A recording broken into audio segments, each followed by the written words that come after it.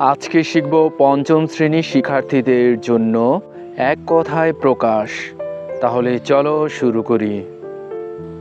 পরের অধীন, পরাধীন। কাপড়ের লম্বা টুকরা, পট্টি। জনবসতি নেই এমন বিস্তীর্ণ ভূমি, প্রান্তর। ভিন্ন দেশে যে বাস করে, প্রবাসী।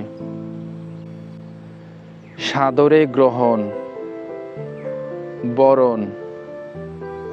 যা লোপ পেয়েছে, বিলুপ্ত। খেতে মজা নয় এমন, বিষাদ। সমুদ্রের তীরে বালুময় স্থান, বেলাভূমি। যে ওষুধ বা মলম চেপে চেপে শরীরে লাগাতে হয়, মালিশ। মাটির তৈরি শিল্পকর্ম, মৃৎশিল্প।